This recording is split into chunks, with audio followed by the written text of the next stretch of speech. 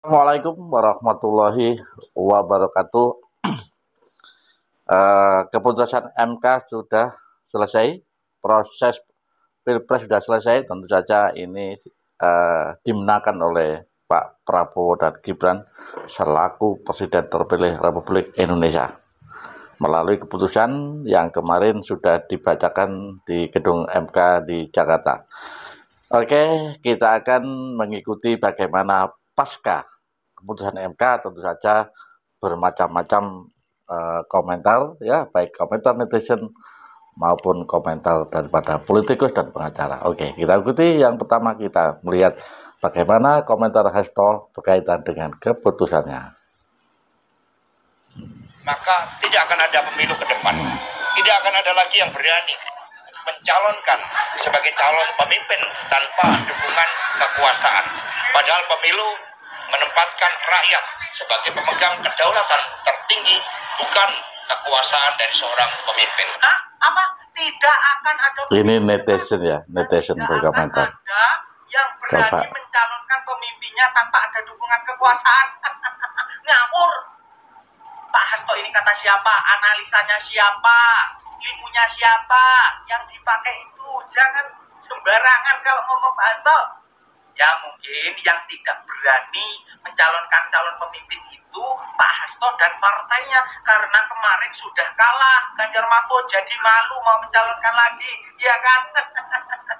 Pak Hasto, jangan menuduh Prabowo Gibran itu menang karena atas kekuasaan Pak Jokowi. Prabowo Gibran itu menang atas kedaulatan rakyat, atas kehendak rakyat. Jadi stop fitnah-fitnah yang tidak berdasar itu. Gini loh Pak Hasto, kalau memang Ganjar Mahfud itu kalah, calon dari PDIP itu kalah, ya wes terima apa adanya, terima. Kalau sebuah pertarungan itu ada yang menang dan ada yang kalah. Jangan sampai kalau kalah nuduh-nuduh yang menang itu curang, apalagi nuduh Presiden Jokowi itu yang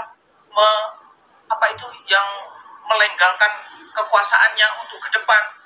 Jangan. Saya bingung sama Pak Hasto ini. Pak Hasto, ingat, wis legowo, ini lebaran. Itulah saudaraku netizen ya yang mengomentari apa yang dikatakan oleh Hasto. Hasto itu adalah seorang sekjen PDIP. Tentu saja mereka yang sering berkata sangat keras, tajam, terutama pada Pak Jokowi dan Gibran. Dan inilah di antara netizen yang mengomentari. Dan ini Pak Hasto ini juga luar biasa ya. Ini merugikan, menurut saya ini merugikan PDIP. Karena apa? Komentarnya terlalu ekstrim dan sering membuat orang itu marah ya. Nah, kali ini kita lihat untuk melihat salah satu seorang pengamat politik ya sudah terkenal, bagaimana mereka masih tidak mau bahwa mempunyai wakil presiden dari Gibran. Oke, kita lihat. Saya tak ingin Gibran jadi wakil presiden saya. Saya nyatakan itu sebagai EF ya, EF koreksi ya, EF Saifullah. Menerima Gibran sebagai wakil presiden, silahkan Anda keluar dari bumi Indonesia. Karena di seluruh Indonesia, di 18.000 pulau, Bapak Gibran diakui sebagai wakil presiden. Kalau Anda tidak menerima sebagai hak warga negara, silahkan. Pasti Anda akan terganggu untuk seterusnya. Ingat bahwa kebencian yang diberikan di depan publik itu menyiratkan sesuatu yang negatif, di mana Anda pun kalau tidak bisa menerima seseorang, Anda pun tidak akan diterima oleh netizen. Mengomentari ya, EF Saifullah ini seorang pengamat yang sangat tajam. Jadi betul-betul benci sama Pak Jokowi sama Pak Gibran. Jadi ini yang saya sampaikan ini adalah realita di lapangan. Tentu saja ini berkaitan dengan respon daripada masyarakat netizen. Jadi siapa yang membenci Pak Jokowi, maka banyak netizen yang komentar, yang merespon dan yang membela. Oke, kita lanjutkan.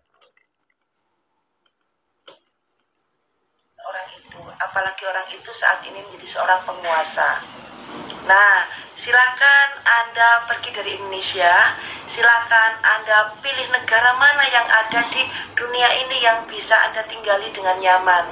Anda bisa berinteraksi dengan keluarga, Anda bisa berinteraksi dengan seluruh relasi, silakan Anda pilih di negara mana.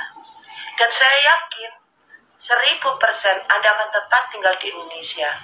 Dan itu artinya Anda seorang yang munafik, orang yang berani untuk ngomong di publik, namun Anda sendiri tidak bisa menjalaninya. Anda seperti Bapak AR ya, yang janji kalau Jokowi menang. Ini Bapak AR itu Amin Rais ya. Kalau Pak Jokowi menang dulu pernah janji mau jalan dari Jogja ke Jakarta. Oke saudaraku, jadi menurut Ibu ini sebaiknya Saifullah itu pindah ke luar negeri.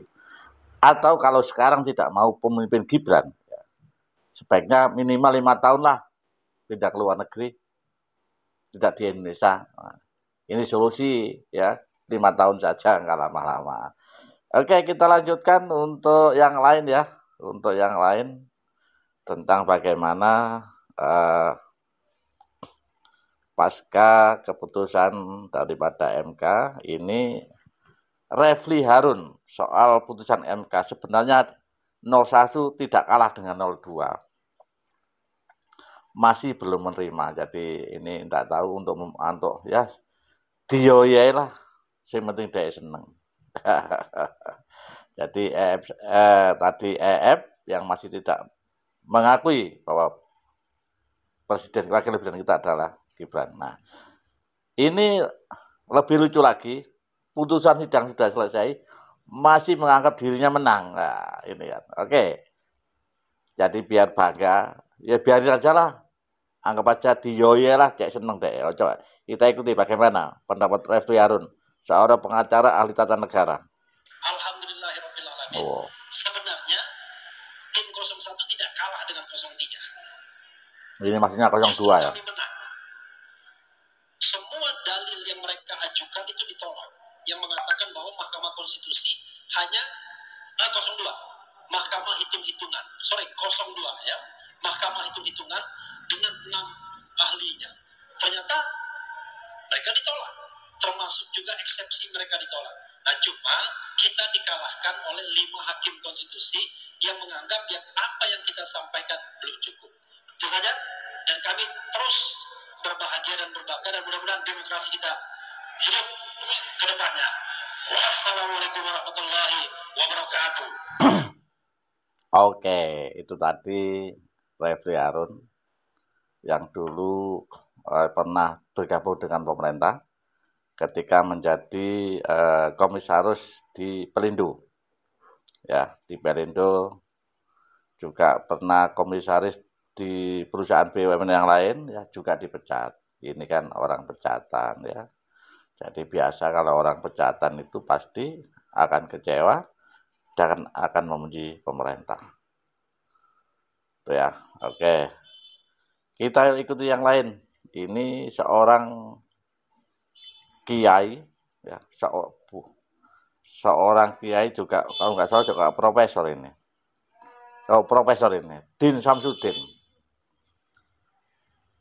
Kekalahan atau hasil putusan MK itu belum kiamat, ya, artinya belum kiamat.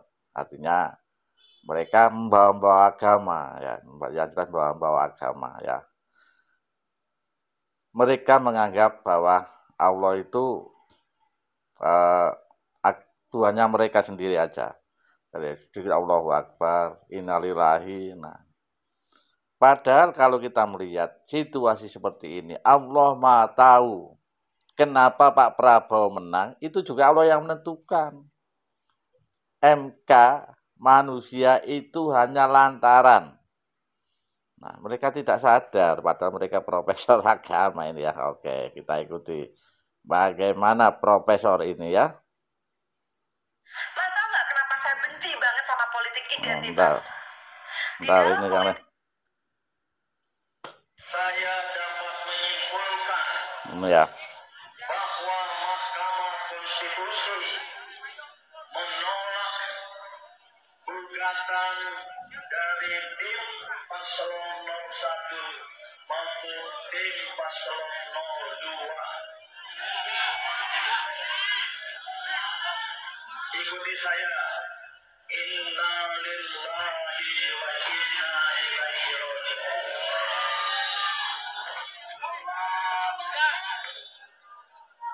Oleh karena itu, sikap dan pandangan politik GPKR yang sudah sejak dulu bahwa GPKR, Gerakan Penegak Kedaulatan Rakyat, menolak secara kategoris keputusan Mahkamah Konstitusi tentang sengketa pemilu dan pilpres. Kita menolak baik pada tingkat argumen atau alasan. Saya tadi ikuti 2, 3, 4 hakim konstitusi dari orang di luar bidang hukum menyampaikan bahwa apa yang digugat oleh tim 01 maupun tim 03 mengapa tidak disampaikan sebelum pilpres. Itu gugatannya.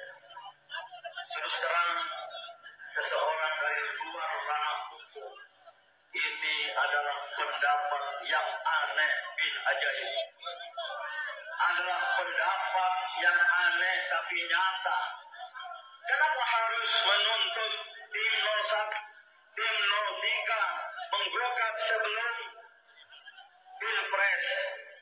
Bukankah fakta hukum itu dapat berbicara sendiri? Yang kedua, saya ikuti argumen dan logika mereka, para hakim Mahkamah Konstitusi yang sudah membacakan.